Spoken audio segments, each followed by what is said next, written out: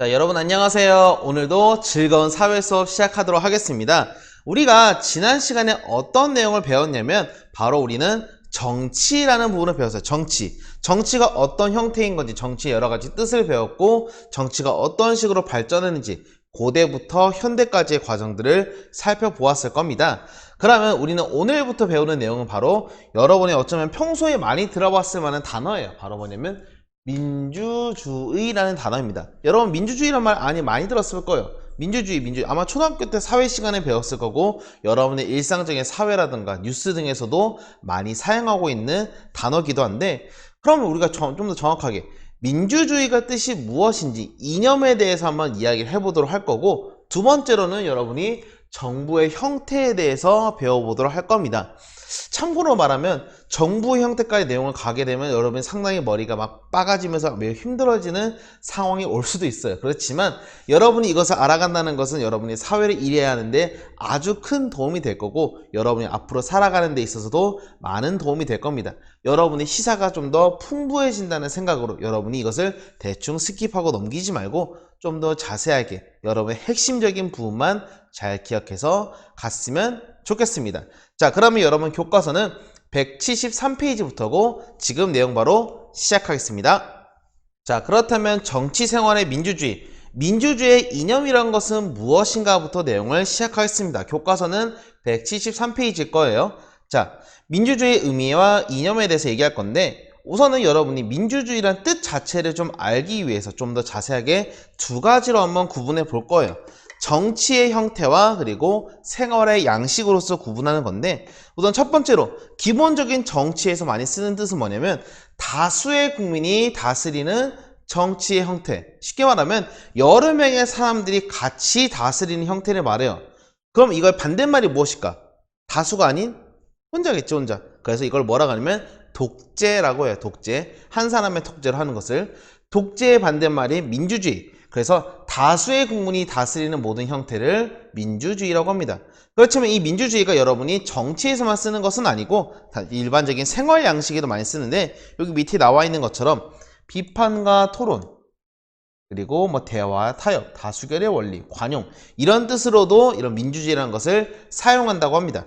근데 우리 좀 더 자세하게 한번 보면서 한번 이 민주주의란 여기서 쓰는 것보다 이 뒤 바로 쓰는 게 낫겠네요. 자, 민주주의에서 여러분이 어쩌면 이런 것을 좀 기억해야겠죠.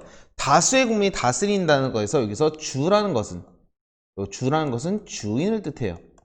여러분들 자신이 스스로 어떤 거에 주인인 경우 있잖아요. 그래서 여러분이 단체를 책임지고 아니면 어떤 것을 책임을 지고 이끄는 사람을 주인이라고 하는데, 우리가 우리 스스로 이 정치에 대해서 책임감을 가지고 다스리는 모든 형태를 뭐라고 한다? 바로 민주주의라고 합니다. 그래서 말이 좀 어렵긴 하지만 여러분이 그냥 간단하게 다수의 사람들이 다스리는 정치 형태로서도 되고, 아니면 비판이나 토론, 대화, 타협 이런 등에서도 많이 사용하는 게 민주주의라고 합니다.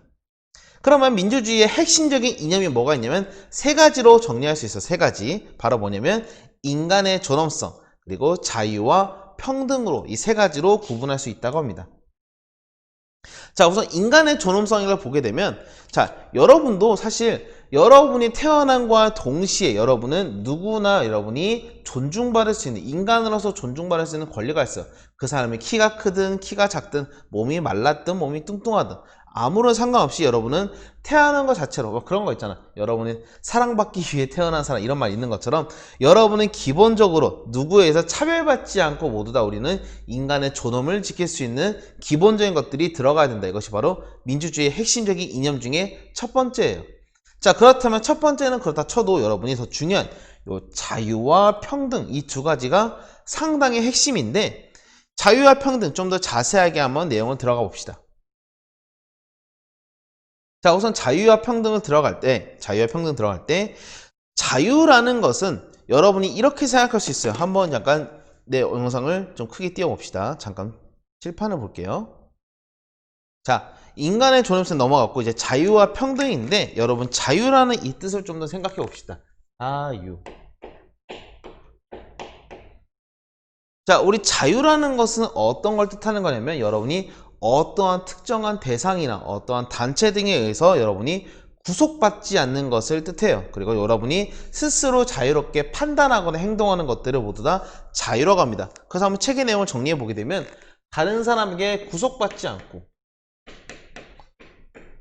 그리고 또 뭐가 있냐면 바로 여러분이 스스로 판단한 대로 뭐가 들어가는 핵심 키워드가 내가 원하는 대로 스스로 판단해서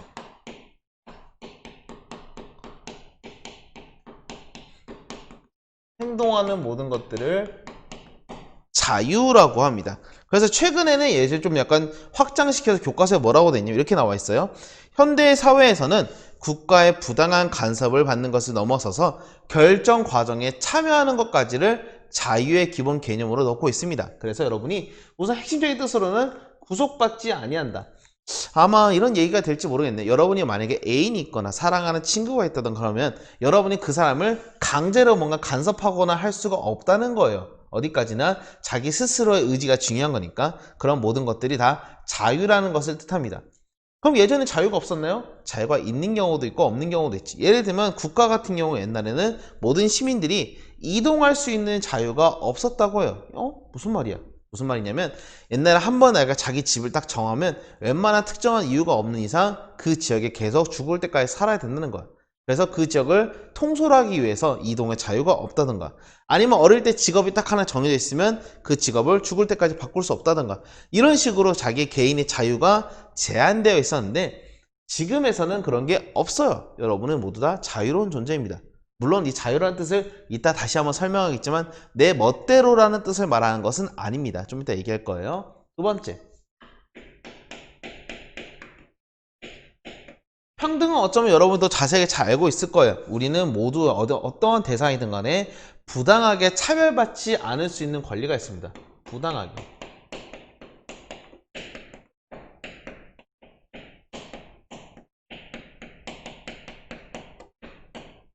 우리는 모두 다 같은 사람이에요. 그래서 예를 들면 성별이라든가 남자 여자 같은 사람이잖아. 거의 다 인종이라든가 뭐 그 외에도 재산이라든가 신분 등 이런 것들에 의해서 사람이 차별받지 아니하여야 한다. 말이 좀 어렵지만 어쨌든 그래서 평등과 자유 아까 말했던 민주주의의 가장 핵심이라고 할 수 있습니다.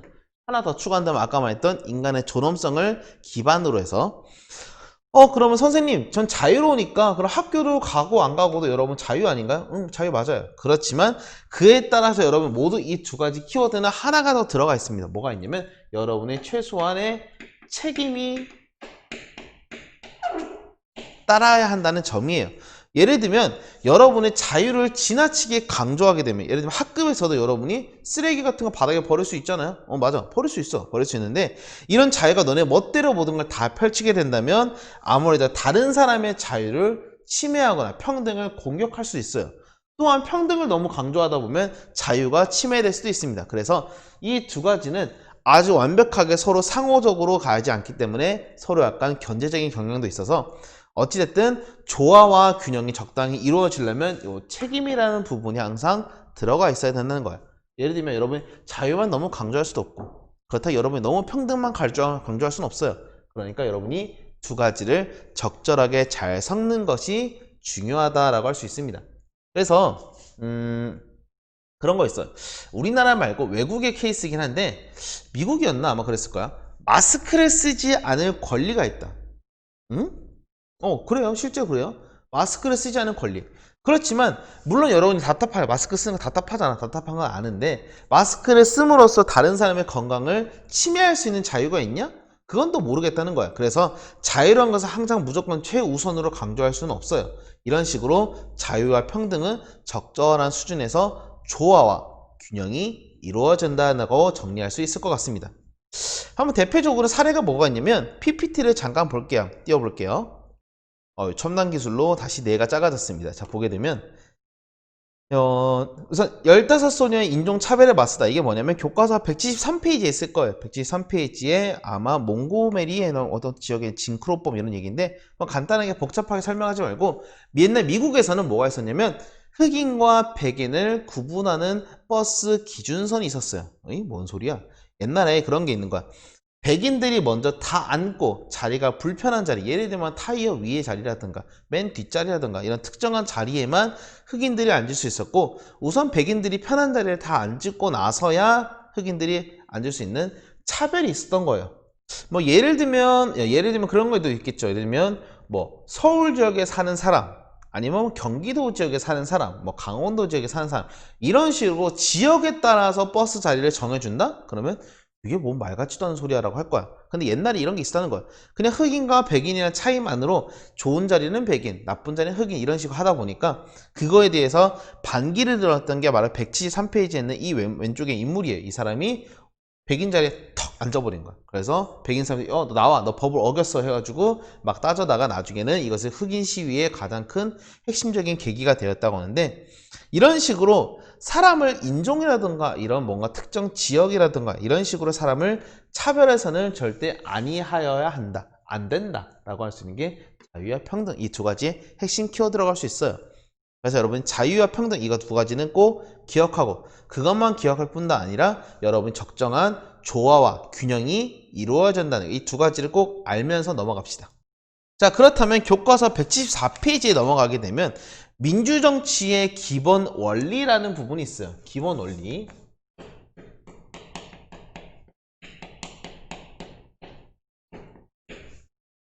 여기가 아까 이념이라고 했다면 이 기본 원리는 뭐 가지가 있냐면 네 가지가 있습니다.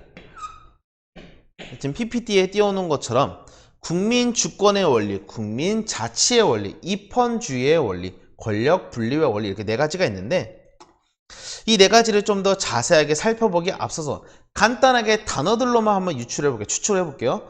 국민 주권, 주권이라는 것은 한자말로 주인의 권리란 뜻입니다. 누구나 스스로 주인으로서 권리를 행사할 수 있다, 뭔가 할 수 있다라는 뜻이고, 국민 자치의 원리, 자치라는 것은 뭐냐면 자라는 것은 스스로 자자를 뜻해서 내 스스로, 자기 스스로, 치라는 것은 치료하다 이런 건 아니고, 치라는 것은 보통 다스리다라는 한자말이에요. 그래서 자기 스스로 다스릴 수 있다.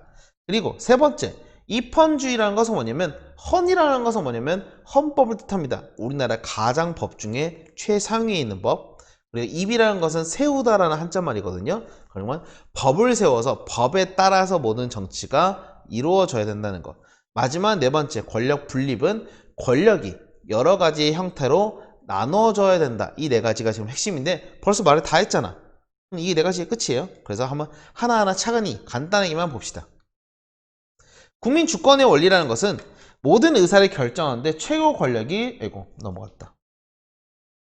최고 권력이 국민이, 주권이 국민에게 있다는 거예요. 국민. 그래서 모든 권력이라는 것은 국민의 동의에 의해서만 행사할 수 있다고 할 수 있습니다. 무슨 말인지 알겠죠? 자, 두 번째, 국민 자치의 원리라는 것은 우리 모두 다 스스로 다스려야 되는 것을 스스로라는 것을 들여서 국민이 직접적으로 정치에 참여할 수도 있고 또는 간접적으로 민주정치에 참여할 수 있어요. 대표적으로 간접이라면 여러분이 지금 회장 선거를 뽑는다던가 아니면 국회의원 또는 대통령 등을 뽑는 것들이 모두 다 간접 민주정치고, 직접 민주정치는 여러분 인터넷이라든가 아니면 직접 여러분이 정치에 참여하는 여러 가지 형태를 직접 민주정치라고 할 수 있겠죠. 입헌주의라는 것은 여러분이 헌법에 의해서, 국가의 원리는 헌법의 규정에서 통치에 따라가야 된다. 왜냐면 여러분이 멋대로 아까 말했던 것처럼 자유와 평등만 부르짖어서 자기 멋대로 모든 걸 행동하게 된다면 나라가 엉망이 될 겁니다. 그래서 이런 것들을 모두 다 컨트롤할 수 있는 게 책임이고, 이 책임을 확실하게 문서화해서 나타나는 게 바로 뭐냐면 바로 헌법이라고 할 수 있어요. 헌법뿐 아니라 수많은 법들이겠죠. 우리 사람이 법 없이도 살 수 있겠지만, 여러분 다 법 없이 살 수 있겠지만, 그래도 법이라든가 도덕 등에 의해서, 도덕은 여러분이 처벌받지는 않지만 법을 어기면 처벌을 받잖아요. 그래서 운영 원리를 법으로서 딱 규정을 한 거예요. 법으로서. 마지막 네 번째, 권력의 분립이라는 것은 우리가 권력이 여러 가지가 있어요. 대표적으로 아마 사회시간 초등학교 때 배웠을 거예요. 법을 세우는 곳인 입헌, 바로 입행은 국회가 될 거고, 그리고 법을 판단하는 사법, 그리고 법을 실행하는 행정, 입법, 행정, 사법이라는 세 가지로 우리는 컨트롤이 되는데, 이런 식으로 분립한 이유는 한쪽이 너무나 커지게 된다는 거, 하나, 아니, 전부 다 하나 가지게 되면 이제 정치가 너무나 약간 독재적으로 혼자 하는 정치같이 한쪽으로 흘러갈 수 있기 때문에 상호 견제, 삼각형, 약간의 균형의 원리를 통해서 나눠진다고 할 수 있습니다. 그래서 이 네 가지의 원칙이 상당히 중요하다는 걸 잘 기억하길 바래요. 그래서 당시 옛날에 아마 미국의 지금도 인기 대통령 중에 한 명인 링컨이라는 사람이 뭐라고 했냐면, 뭐 영어로 보면 신의 가호 아래 이 나라의 자유로운 새로운 탄생을 보게 될 것이며 of the people, by the people, for the people, 이 세 글자가 상당히 지금의 민주정치에도 많은 영향을 미치고 있어요. 선생님 무슨 말인지 모르겠어요. 여러분은 영어를 사회보다 잘할 거니까 해석을 굳이 안 해도 되지만 조금의 도움을 준다면 다음과 같을 거예요. 국민의 주권을 뜻합니다. 의라는 것은 자기가 스스로 뭔가 의지를 뜻하는 거고, 국민의 의한하는 것은 국민이 스스로 다스린다. 국민 자치를 뜻합니다. 마지막으로 국민을 위한하는 것은 입헌주의. 이런 세 가지 성격을 가지고 있으면서, 원래 권력 분립도 하나 더 추가되겠지만 어쨌든 이런 성격이 기본적인 민주정치의 가장 기본 틀을 만들게 되면서 전체적인 이 아까 말했던 바로 민주정치의 기본 원리라고 정리할 수 있을 것 같아요. 자, 그렇다면 다시 한번 칠판을 통해 정리해 보게 되면 제일 첫 번째 내가 뭐가 들어가나 했죠? 우리 국민들이 스스로 다스린다. 바로 국민 주권. 자, 두 번째가 뭐냐면 우리 국민들이 스스로 다스린다. 자치. 국민 자치. 자, 세 번째가 뭐냐면 우리가 모든 사람들이 아까 말했던 것처럼 자유와 평등을 부르짖게 되면 책임이 항상 필요하다고 했어요. 법 위에서 모든 게 컨트롤 된다는 입헌주의.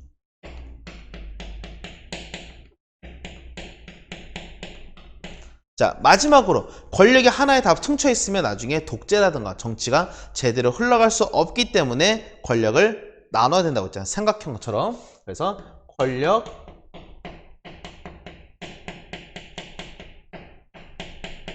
분립의 원칙, 이렇게 네 가지로 정리가 할 수 있을 겁니다. 그래서 여기 나와 있는 것처럼 국민주권, 국민자치, 입헌주의, 권력분립, 이 네 가지의 원칙을 잘 기억하면서 머릿속에 꼭 암기하길 바랍니다. 자, 그렇다면 교과서 175페이지 보면서 여러분이 한번 학습 내용 활동을 해보도록 할 겁니다. 잠깐의 시간을 주도록 할게요. 자, 우리가 교과서 175페이지 보게 되면 우리나라 헌법 속에서 나타난 민주정치의 기본 원리, 그리고 원리가 실현되는 모습이다. 그래서 네 가지의 그림, 선을 긋는 걸 나타낼 수 있을 겁니다. 자, 그러면 선을 이어보도록 할게요. 제1조 한번 읽어볼게요. 대한민국의 주권은 국민에게 있고 모든 권력은 국민으로부터 나온다. 자, 그렇다면 어느 선에 연결될까? 바로 첫 번째, 국민 주권의 원리와 연결이 될 겁니다. 짜잔. 자, 두 번째, 입헌권은 국회에 속한다. 행정권은 쭉 나와 있는 내용을 보게 되면 우리가 법에 대한 이야기가 나와 있는데 그 법이 어떤 식으로 내용이 나와 있냐면 자꾸 손을 이렇게 만들게 되네. 자, 삼각형. 이제 행정권, 입법권, 사법권 세 가지로 권력이 나눠져 있다고 할 수 있죠. 그러면 나눠져 있는 이 내용을 이런 식으로 연결이 될 겁니다. 자, 세 번째, 대통령은 취임할 때 우리가 선서 이렇게 하는 거 있어요. 선서하면서 나는 뭐뭐 하고, 여기 나와 있죠. 나는 헌법을 준수하고 국가를 보위하며 쭉 내용이 나와 있습니다. 자, 그래서 정리하게 되면 우리는 이런 것을 단순히 그냥 내가 하고 싶은 대로인 것이 아니라 법에 의해서 컨트롤 된다는 바로 입헌주의와 연결이 될 수 있겠죠. 마지막에는 자동으로 이제 국민 자치의 원리가 되겠지만 한번 다시 확인만 하면 대통령이 필요하다고 볼 때는 그 내용들이 바로 이제 국민 투표, 아까 말했던 것처럼 국민들이 스스로 투표를 한다는 이 투표란 키워드 자체가 우리가 말하는 자기 스스로 다스린다라는 핵심 키워드가 될 거예요. 자, 그래서 한번 정리해서 밑에 것도 같이 연결해 보면 모든 권력은 국민으로부터 난다. 국민이 주인이니까 바로 뭐냐면 여러분 여기에 연결될 거예요. 자, 그리고 권력 자치의 원리 같은 경우에는 주민투표를 통해서 여러분이 자기가 하고 싶은 거 아니면 안 된다는 거, 아까 말했던 여기 국가완위의 중요한 정책, 여기에 해당되는 거잖아. 그러니까 이런 식으로 연결이 되겠지. 자, 입헌주의 같은 경우에는 법을, 기본권을 침해하는 기문은 재판을 통해서 정리할 수도 있고, 권력 분립은 국정감사 등을 통해서. 말은 어렵지만 여러분이 대충 이 정도의 개념 정도만, 흐름만 파악하고 있어도 여러분이 정치가 이런 뜻이었구나. 아까 말했던 민주정치라는 게 이념은 자유와 평등이라는 게 있었고, 국민의 기본 원리로는 주권, 자치, 주의, 권력 분립, 이 네 가지가 있잖아. 이런 식의 내용들을 정리하면서 이해하면 정치가 이런 식으로, 이런 시스템으로 굴러가는구나 하는 것을 이해할 수 있을 거예요. 자, 그래서 여러분 지금 잠깐 힘들긴 했지만 숨 잠깐만 돌리고 나서 더욱더 빡세고 어려운 내용, 어쩌면 여러분이 이때까지 배운 것 중에 가장 힘들어 보이는 내용들을 한번 다뤄볼 겁니다. 민주정치의 정부 형태라는 내용인데, 내용이 좀 어렵더라도 잘 따라와 주길 바라면서 숨 한번 돌리고 시작하겠습니다. 자, 여러분 숨을 잘 돌렸을 거라고 보고 교과서 176페이지에 들어가기에 앞서서 잠깐 여기 화면에 나와 있는 요 6명의 인물을 잠깐 봅시다. 여러분이 알고 있는 인물도 있고 아니면 처음 보는 인물도 있을 거예요. 너무 놀라거나 충격 먹지 말고 이 사람들을 한번 하나하나 잠깐 살펴봅시다. 자, 왼쪽 위에 있는 인물 누굴까요? 지금의 어쩌면 저번에 마스크만 빼라고 했던 이 남자, 바로 트럼프 대통령. 두 번째는 우리나라 대통령이 문재인 대통령. 세 번째는 여러분이 좀 모를 수도 있겠네요. 바로 어디냐면 축구라던가 아니면 다양한 문화로 유명한 섬나라 국가, 영국의 아마 총리일 겁니다. 네 번째 그림은 여러분이 알고 있을 수도 있겠네요. 일본의 총리 아베 총리고, 다섯 번째는 중국의 이제 시진핑, 그리고 여섯 번째로는 이제 메르켈 총리라고 하는 독일의 총리일 거예요. 자, 이런 식으로 수많은 사람들이 나타나고 있는데, 지금 내가 말하는 포인트에서 두 가지의 차이점이 있어요. 뭔 차이점이야? 이때까지 다 얘기했는데 뭐라고 보냐면, 어떤 사람에 대해서 내가 이렇게 말했어요. 대통령. 어떤 사람은 이렇게 말을 했습니다. 총리. 자, 다시 한번 정리하면 누구는 대통령, 누구는 총리. 이런 식으로 정리를 했어요. 뭔 소리야 이게? 자, 국가를 가장 대표하는 사람을 어떤 정부에서는 대통령이라고 말합니다. 어떤 나라에서는 총리라고 말을 할 거예요. 그렇다면 왜 이런 식의 차이점이 나타나는지. 그래서 정상회의에서 어떤 나라들은 대통령이 참석했고 어떤 나라에서는 총리가 참석했네, 이렇게 내용이 나와 있죠. 자, 이런 식으로 해서 우리나라 같은 경우는 이 빈칸에 들어갈 말이 뭘까? 바로 맞출 수 있겠지? 바로 대통령이에요. 우리나라는 대통령이고, 다른 나라 같은 경우에는 여기 나와 있는 것처럼 누구는 대통령, 누구는 총리, 러시아 대통령, 총리, 뭐 이런 식으로 막 말이 섞여 있는 걸 볼 수 있어요. 막 말이 섞여 있어. 춤추냐? 어쨌든 자, 이런 식으로 섞여 있는데, 이러다 보니까 왜 이런 차이점이 나타나는지 우리가 좀 궁금증이 들지 않나요? 그래서 이런 차이점이 왜 발생하는지, 정부의 형태로서 차이가 나타난다 할 수 있을 겁니다. 좀 이따가 다시 한번 살펴볼 건데, 간단하면 미리 말한다면 우리는 두 가지 형태가 있어요. 하나는 요거 내각 책임제. 내각 책임제도 맞긴 한데 좀 다른, 교과서는 이렇게 쓰네. 제가 순간 실수 좀 했어요. 의원 내각제.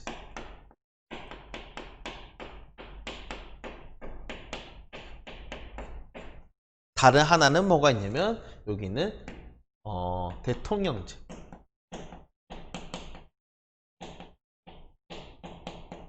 이 크게 두 가지로 구분할 수 있을 겁니다. PPT 잘 안 보이겠네. 어쨌든 의원 내각제와 대통령제, 이 두 가지로 구분할 수 있는데, 여러분이 한번 이 특징들을 하나하나 살펴보면서 어떠한 차이점이 있는지 한번 정리해 보도록 할 겁니다. 자, 우리 아까 말했던 것처럼 의원 내각제하고 대통령제, 이 두 가지로 구분할 수가 있는데, 이 두 가지에 우선 간단하게 좀 정리를 한다면, 대통령은 당연히 대통령을 뽑는 거고, 의원 내각제는 다른 말로는 총리를 아마 뽑는 제도라고 좀 생각하면 되는데, 자, 그러면 의원 내각제하고 대통령제가 무슨 차이점이 있냐? 방금 얘기했던 총리와 대통령의 차이도 있겠지만 좀 더 좀 자세하게 얘기한다면, 여기는 우리가 말하는 것처럼 상권 분립이 완전하게 구분되어 있지가 않아요. 그래서 뭐라고 했냐면, 입법하고 법을 세우는 입법, 국회죠. 그리고 행정, 법을 실행하는 이곳이 상당하게 같이 커플처럼 마치 결합되어 있는 형태라고 생각하면 돼요.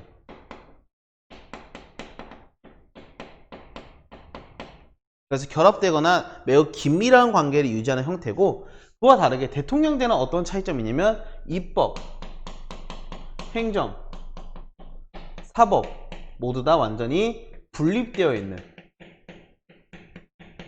서로 권력이 상당히 상호적으로 구분되어 있는 형태가 바로 대통령 제도인데, 그림을 통해서 PPT에는 그림을 통해서 좀 더 자세하게 한번 내용을 들어가 봅시다. 자, 의원 내각제 같은 경우에는 우리가 쓰는 나라 제도는 아니고 일본이라던가 영국 등에서 많이 사용하고 있는 제도라고 합니다.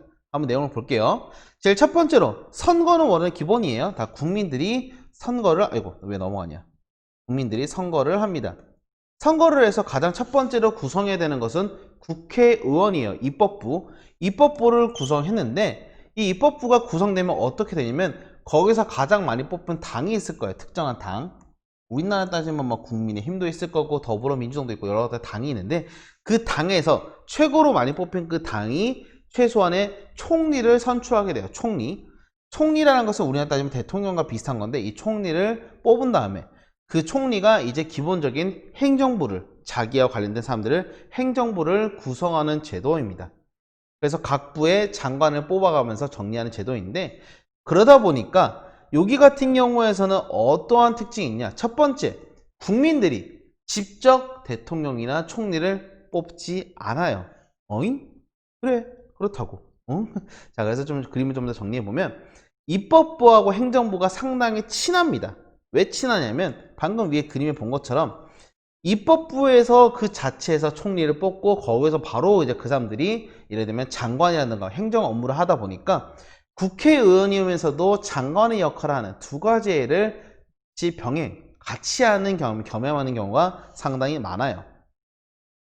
그래서 아까 말했던 것처럼 행정부의 예를 들면 뭐 도로교통부 장관이라든가 국방부 장관 이런 사람들이 동시에 국회의원일 수가 있는 거예요. 그래서 법을 세울 수 있고 법을 직접 실행할 수 있는 두 가지 일을 짬뽕으로 하는 게 바로 내각 책임제입니다. 그래서 입법부하고 행정부가 전부 다 같이 상당히 긴밀하게 여기 그림처럼 톱니바퀴처럼 아주 잘 융합되고 있는 모양을 보는 게 바로 내각 책임제의 특징이에요.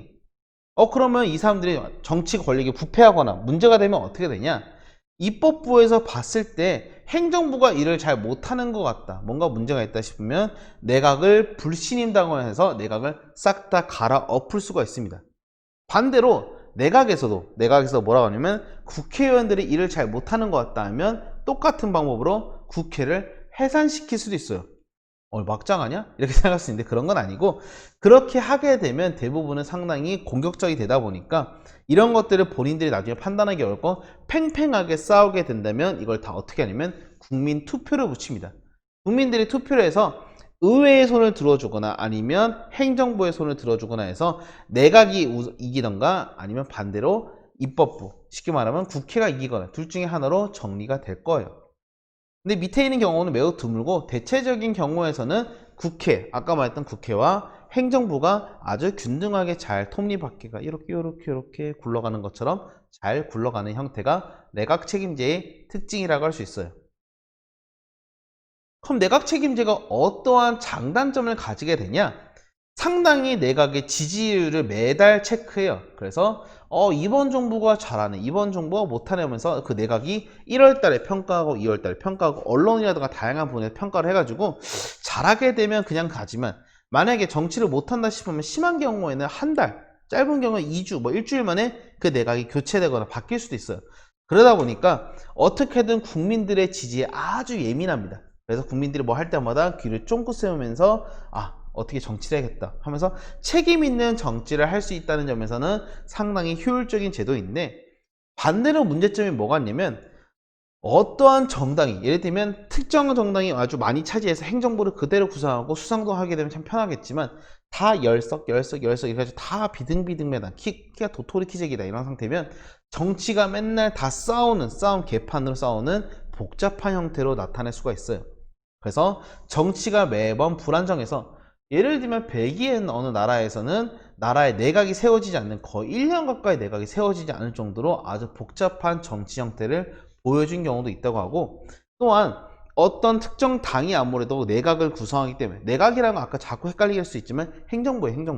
행정부를 구성할 수 있지만, 그러다 보니까 그 내각이 한번 만들어지고 정치가 약간 지지가 완성되면 쭉 가기 때문에 약간 독재적인 형태도 나타날 수 있어요. 다수당의 횡포를 할 수 있는, 소수의 의견은 무시당하고 다수의 의견만 쭉 가게 되는 그런 안 좋은 점도 있다고 합니다.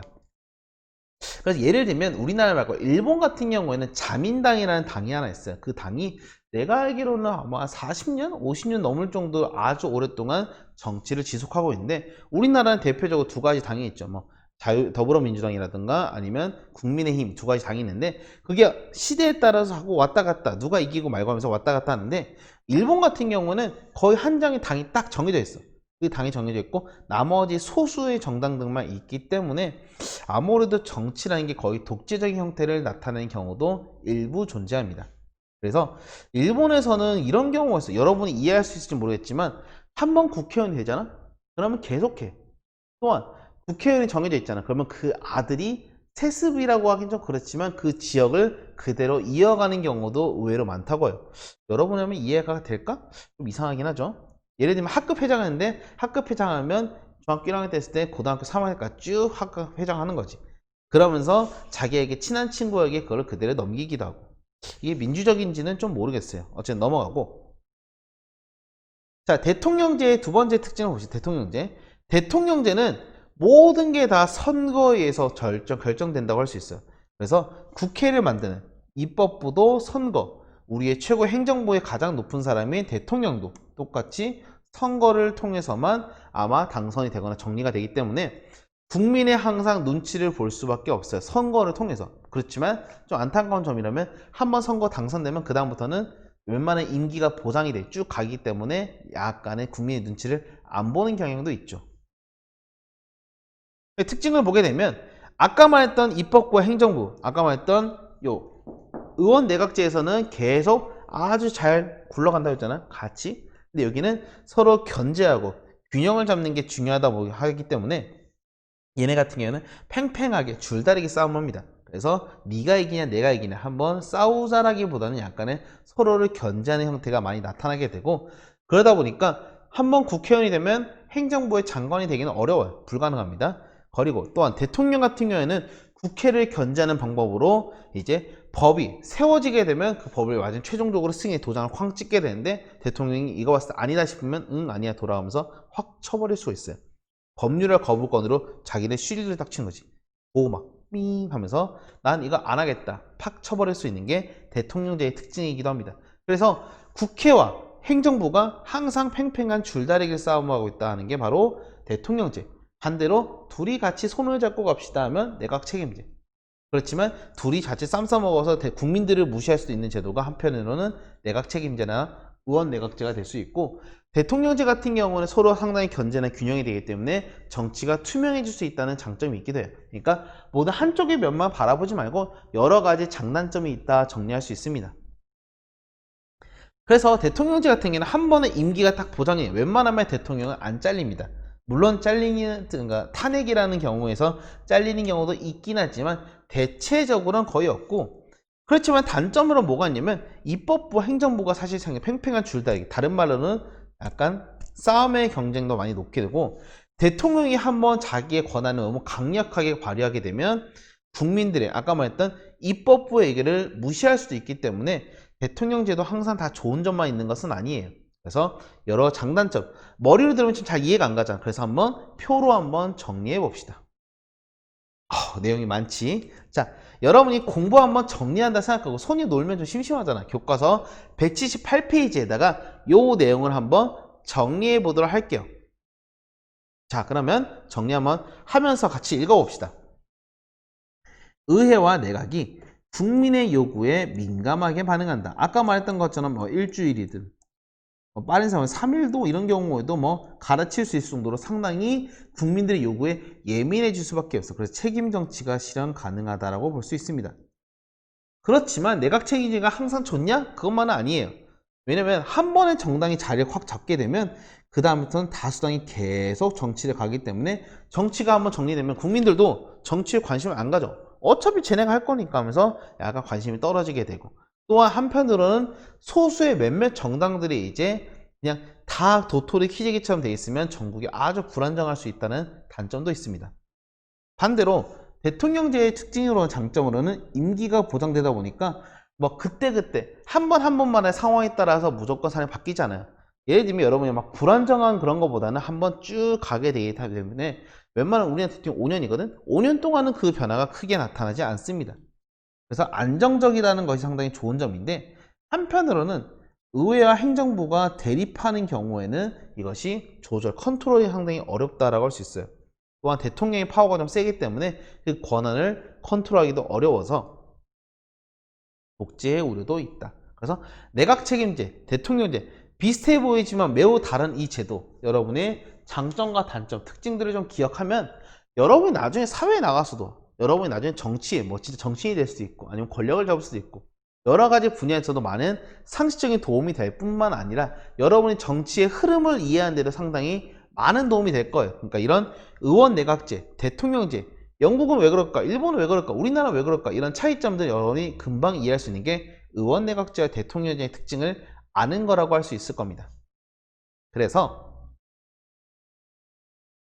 여러분은 교과서 179페이지에 보게 되면 A국가와 B국가의 정부 구성을 나타낸 방식을 볼 수 있을 거예요. 그럼 한번 여러분이 답을 한번 써보면서 여러분이 공부했던 내용을 다시 한번 점검해 봅시다. 자, 점검하게 되면 A국가는 의원 내각제, 그리고 B국가는 대통령제라고 정리할 수 있을 거예요. 자, 두 번째, 장단점을 표히 정리한다. 아까 필기한 내용을 잘 정리하면 되는데 다음과 같다고 할 수 있습니다. 여러분이 한번 쭉 읽어보고 다시 한번 의원 내각제와 대통령제의 특징들 여러분이 머릿속에 잘 기억하면서, 오늘 공부했던 내용 상당히 어려워요. 진짜로 어려워서 여러분 이걸 이해한다는 것은 거의 중학교 3학년 수준의 상당히 높은 사회를 맛보기로 경험했다 할 수 정도로 상당히 어려운 내용이니까 잘 이해가 안 되는 것 언제든지 댓글이라든가 질문을 통해서 물어보길 바라고, 이거 끝나고 다음에는 우리가 어떤 거 할 거면 다음 주쯤에 이제 수행평가에 대한 얘기를 좀 할 거예요. 그래서 수행평가도 한번 언급을 할 거니까 여러분이 다음 주에는 교과서 잘 들고 오고, 여러분이 지금 온라인 수업도 오늘 퀴즈 몇 개 나가니까 퀴즈 잘 풀면서 다음 주에 즐거운 마음으로 우리 다시 한번 얼굴을 마주했으면 좋겠습니다. 감기 때문에 여러분 몸 조심해야 돼요. 요즘 최근에 독감이라던가 아니면 감기가 많이 유행한다고 하니까 항상 몸 건강 유의하길 바라고, 오늘의 수업은 여기까지 하겠습니다. 내용이 상당히 길었네요. 오늘은 여기까지. 다음 시간에 만나요. 안녕.